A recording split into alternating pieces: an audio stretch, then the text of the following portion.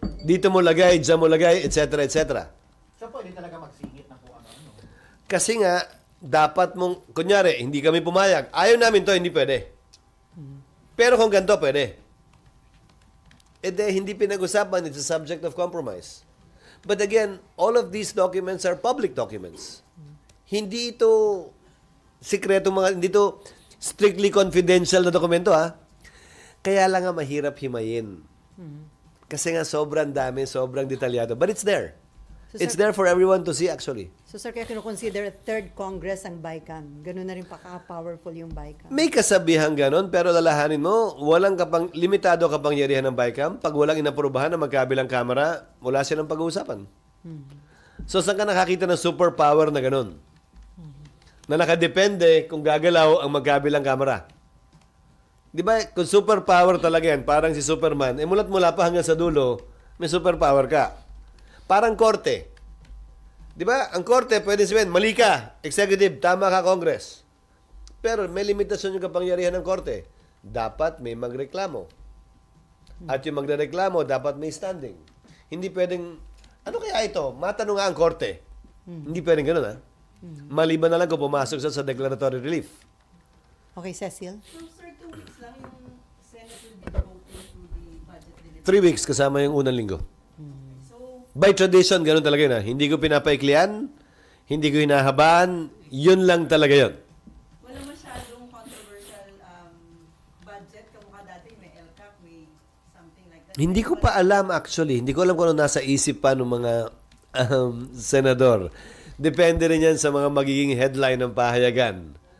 Kung ano yung pag-uusapan. Okay, may Yung EM is 10 a.m. PM is until what time? Otosawa, sir. hanggang 10 a.m. Pwede. start. Tusawa.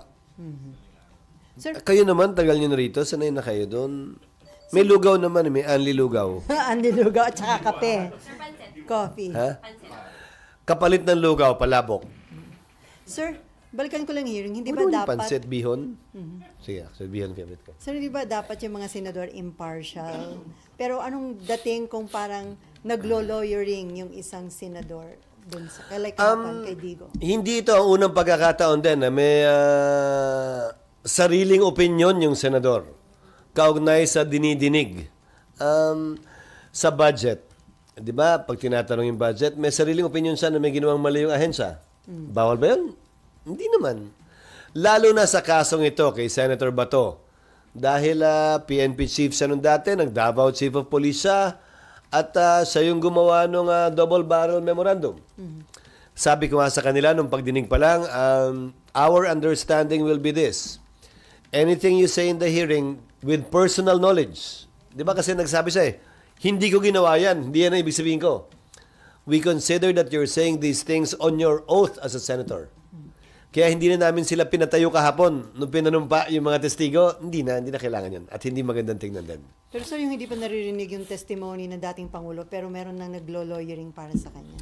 Sa loob, sa labas ng hearing. Sa loob ng hearing, sir. We are politicians. We are judged based on what we think, what we say, and what we do, and not think, not say, not do. Lalo na sa kaso ni Senator Bato Marahil dahil re-electionista siya. He will be judged in the course of the process. And that is part of being a member of the Senate that is a political body. Hindi ito korte na dapat talaga impartial, na nakatakip yung mata, nakapiring yung mata ng mga uupo sa pagdinig.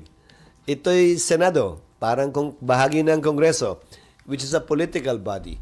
May mga posisyon ang individual na mga miyembro ng Senado. And up to the public to judge them, sir. Yes.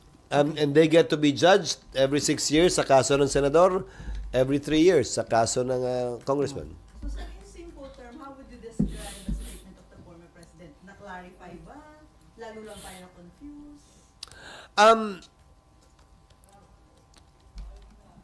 Under oath, number 1. Number 2, I think outside of the, I won't say confusion, misunderstanding regarding nomenclature, I think he was pretty clear with what he wanted to say yesterday.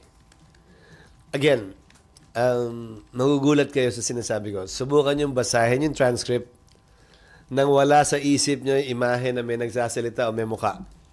iba ang dating. Nagawa ko na yan ng abogado ko ilang ulit na. Iba ang dating. At mas ma-appreciate natin yung mga sinabi niya kung babasahin natin sa transcript. Pero sir, di ba pag nagda-judge yung isang judge ng kaso, part yung personal physical demeanor in judging certain aspects. Oo. Pero, may malaking pero court of record pa rin lahat ng korte. Lahat ng death penalty cases, lahat ng life imprisonment cases, automatically appealed yan sa Supreme Court. Ang mababasa na lang ng mga mahistrado ng Korte Suprema, transcript At sila ultimately ang magpapasya, i-absuelto ba namin to o hindi. Ngayon, kung mahalaga talaga yun at ganun kahalaga yun, edi sana ni-require ng Korte Suprema, pakita nga akusado rin dito, gusto namin makita. Hindi Pinili ng Korte Suprema, yan ang sistema ng hudikatura sa ating bansa at sa ibang bansa. Court of record nga ang tawag It's through the transcripts. You get to read it more clearly. Kasi labas na nga emosyon, labas yung parang namamangha ka dahil dati siyang Pangulo, di ba? Habang pinapanood mo, labas lahat yon. Binabasa mo na lamang yung mga sinabi niya. I challenge you to read it this afternoon when you release it or tomorrow morning and then let me know, even in private, what you think. Yes, ma'am. Kung i-remind si President Duterte pag bumalik, respeto naman ng Senate, huwag masyadong magmura ng magmura. That was stated already in the last hearing yesterday. Kung kailangan ulitin, nasa chairman yon, nasa mga miyembro na rin yun kung nais nilang paalalahanan. Ulitin ko, yung sinabi niya na kaya siya nagmumura, parte ng kwento niya, totoo yun siguro sa mahigit kalahati, pero may malaking bahagi din na talagang nagmura lang siya. Nabilang mo ba? Hindi ko naman binilang. Okay, last Pero ang panawagan ko sana tamang pinaalalahanan siya at sana wag tayong maging manhid na isiping okay lang yon. Hindi okay yon. Okay, at hindi yun okay sa Senado. Last question from Marlon. Sir, you previously described yung mga remarks ni VP as unbecoming. Kahapon, sir, what you heard from the former president, how you describe yun? Alin doon? Yung lahat, Compared to. throughout the 9 hours. Una, hindi ko pinakinggan lahat. Para sa akin, yung pagmumura, walang lugar yon sa Senado. O anumang institution of record. Dahil kahit sa korte, hindi naman din ginagawa yon. Maliban na lang kung yun talaga yung doon lumabas yung pagka-abogado marahil ni Pangulong Duterte. That was part of my narration, he said. Di ba? Kasi kung part ng narration, pwede. Di ba? Pinapakita mong, nung panahon yon, may ulo ko, nagalit ako, nagmura ako, ito sinabi ko, blah, blah, blah, blah, blah. Okay lang, part of the narration. Pero maraming pagkakataon din kahapon na hindi naman part of the narration. Nanggigigilan talaga siya. Because he felt emotional and he was convinced that what he was doing and saying was correct. Lalo na kung pinag-uusapan ay di umano mga kriminal na dapat ay walang lugar sa mundo. So, sa tanong mo, hindi ko pwedeng sabing unbecoming dahil yung bahagi ng hindi narration, walang lugar yon dito sa Senado. Yung bahagi na parte ng narration, siguro pwedeng pakawalan pa yon.